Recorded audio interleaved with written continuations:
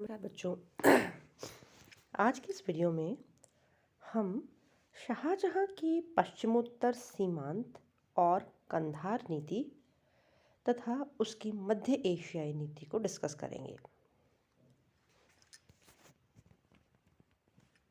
पश्चिमोत्तर सीमांत क्षेत्र में शाहजहां को अपने पूर्वगामी शासकों की भांति अफगान कबायली विद्रोहों की समस्या का सामना करना पड़ा। पश्चिमोत्तर सीमांत से आप समझते हैं, क्या समझते हैं आप लोग? पश्चिमोत्तर सीमांत पर हमारे क्या क्या स्थित है? फिलहाल पाकिस्तान, अफगानिस्तान, ये हमारे पश्चिमोत्तर सीमांत पर स्थित है।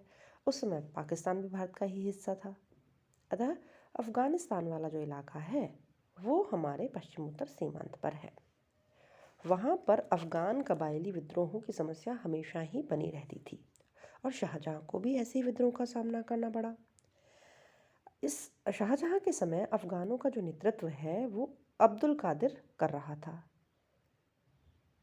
अब्दुल कादिर ने क्या किया कि मुगलों की सेनापति जफ़र खान के नेतृत्व में काबुल जा रही थी। अब्दुल कादिर ने उस पर आक्रमण करके उस सेना को बहुत हानि पहुंचाई। आगे चलकर शाहजहां ने क्या किया? शाहजहां ने अब्दुल कादिर जो कि अफ़गान था उसे धन देकर मुग़ल पक्ष में मिला लिया। अब्दुल कादिर के बाद कमालुद्दीन और करीम दाद ने अफ़गानों का नेतृत्व संभाला। शाहजहां ने सैनिक शक्ति की अपेक्षा कूटनीति पर अधिक भरोसा किया और सामान्यतः वह अफ़गान विद्रोहों पर नियंत्रण रखने में सफल रहा। कंधार के प्रांत पर भी शाहजहां ने वापस अधिकार करने का उपाय किया। आपको याद है ना, जब शाहजहां शहजादा खुर्रम हुआ करता था और उसने जहांगीर के खिलाफ विद्रोह कर दिया था, तो उसके सशक्त विद्रोह के चलते जहांगीर कंधार को संभाल नहीं पाया और कंधार उनके हाथ से निकल गया। तो शाहजहां कंधार पर फिर से अधिकार करना चाहता था। कंधार का सूबेदार अली मर्दान खां ईरान के सम्राट से असंतुष्ट था। उसके और ईरान के बीच तनातनी चल रही थी, अतः वह भविष्य में ईरानी सम्राट के आक्रमण से बचने के लिए मुगलों का संरक्षण प्राप्त करना चाहता था। इसलिए 1638 में अली मर्दान ने कंधार को मुगलों के हवाले कर दिया। लेकिन शाहजहां को ये कंधार में जो सफलता मिली, कंधार जो मुगलों के पास आ गया, वो स्थायी सिद्ध नहीं हो सकी। 1638 में कंधार मुगलों के पास आया, लेकिन 1649 में कंधार पर ईरानियों ने फिर से विजय प्राप्त कर ली। लगभग उसी समय शाहजहां का मध्य एशियाई अभियान असफल रहा और इससे ईरान ने फ़ायदा उठाया। ईरानियों को लगा कि वो मध्य एशिया में असफल हो रहा है, तो क्यों ना कंधार उससे छीन लिया जाए। अतः 1649 में कंधार मुगलों के हाथ से निकल गया।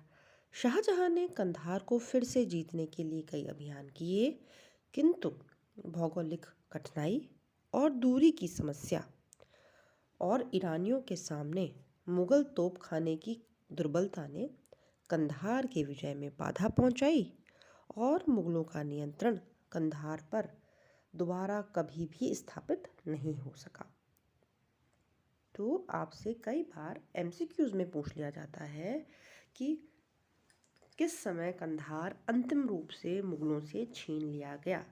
तो शाहजहां के समय 1649 में कंधार अंतिम रूप से मुगलों पर से छीन लिया गया। तो ये तो हुई पश्चिमोत्तर सीमांत और कंधार की बात। पश्चिमोत्तर सीमांत में शाहजहां को अफगान विद्रोही परेशान कर रहे थे, जिसे उसने कूटनीति द्वारा दबाया। अफगान कबायलियों के विद्रोह को तो उसने कूटनीति से दबाया और कंधार पर उसने 1638 में फिर से मुगलों का अधिकार कर दिया। वो भी किस लिए? वो वहाँ पर भी कूटनीति ही काम कर रही थी, क्योंकि कंधार का जो सूबेदार था अली मर्दान खां, वो ईरान से डरा हुआ था, इसलिए उसने स्वयं कंधार मुगलों को दे दिया।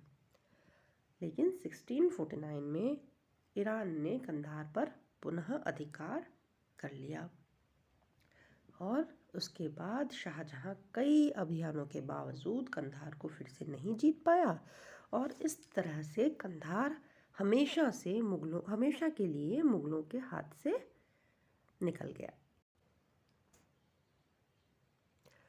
अब हम बात करेंगे शाहजहां की मध्य एशियाई नीति की। शाहजहां ने मध्य एशिया के इलाके में भी सैनिक अभियान चलाए। 1645 में बल्ख और बदख्शा, ये मध्य एशियाई राज्य थे, बल्ख और बदख्शा, वहाँ का शासक था नज़र मोहम्मद। नज़र मोहम्मद के पुत्र अब्दुल अजीज़ ने नज़र मोहम्मद के खिलाफ विद्रोह कर दिया और अब्दुल अजीज़ मध्य एशिया का एक अन्य शासक वर्ग था जिसको बोलते हैं उज़्बेक। तो अब्दुल अजीज़ अपने पिता नज़र मोहम्मद के खिलाफ मध्य एशियाई उज़्बेक शासकों से सहायता मांगने लगा। अब नज़र मोहम्मद जो था वो डर गया। उज़्बेक बहुत शक्तिशाली शासक थे, अतः उज़्बेकों के खिलाफ नज़र मोहम्मद ने मुगलों की सहायता प्राप्त करनी चाहिए। नज़र मोहम्मद के अनुरोध पर शाहजहां ने एक विशाल सेना मुराद के नेतृत्व में उसकी सहायता के लिए भेज दी। भाई अब शाहजहां को क्या इंटरेस्ट था मध्य एशिया में? तो कुछ इतिहासकार कहते हैं कि शाहजहां की मध्य एशिया की विजय के पीछे उसकी यह भावना विद्यमान थी कि यह क्षेत्र मुगलों का मूल निवास स्थान था। ध्यान है ना, बाबर कहाँ से आया था? मध्य एशिया में से, मध्य एशिया के फरगना राज्य से आया था, है ना। तो मध्य एशिया का यह इलाका मुगलों का मूल निवास स्थान था और इसके साथ उनके भावुक संबंध अभी भी बने हुए थे। अतः कुछ इतिहासकार कहते हैं कि शाहजहां इसलिए मध्य एशिया को जीतना चाहता था। दूसरे कुछ इतिहासकार ये कहते हैं कि दक्षिण भारत के राज्यों के साथ संधि हो गई और कंधार 1638 में फिर से मुगलों के पास आ गया। तो अब साम्राज्य विस्तार के लिए कौन सी जगह बची? तो साम्राज्य विस्तार के लिए मध्य एशिया का क्षेत्र ही शेष रहा, इसलिए शाहजहां उस तरफ बढ़ा। यह भी कहा जाता है कि काबुल प्रांत की सुरक्षा को ध्यान में रखते हुए शाहजहां ने बल्ख और बदख्शा के तक उज़्बेक शक्ति के विस्तार को रोकना आवश्यक समझा। इसलिए उसने नज़र मोहम्मद को उसके पुत्र के खिलाफ सैनिक सहायता प्रदान की ताकि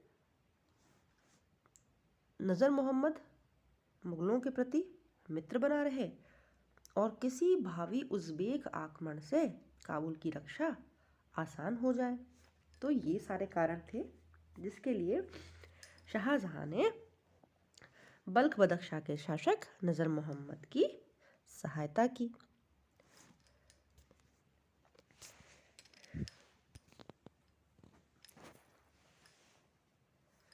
अब मुगल सेना ने 1646 में बदख्शा और फिर बल्ख पर अधिकार कर लिया उज़्बेकों को हराकर। किंतु इसी समय राजकुमार मुराद और बल्ख बदख्शा के शासक नज़र मोहम्मद के बीच विभिन्न कारणों से असहमति हो गई।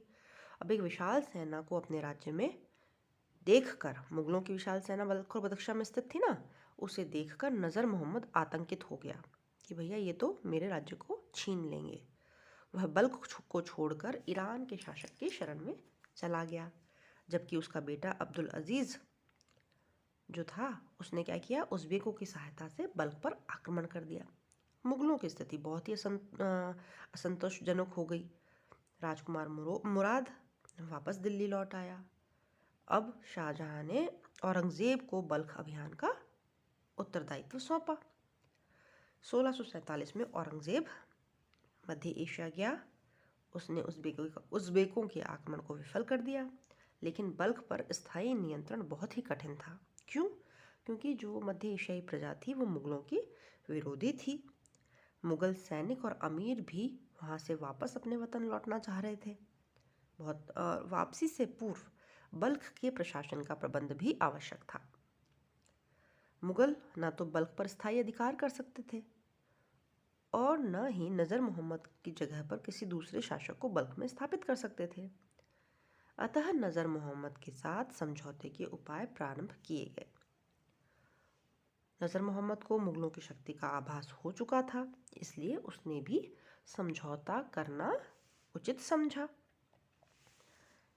तो भाई मध्य एशिया के बल्ख और बदख्शा अभियान में मुगलों को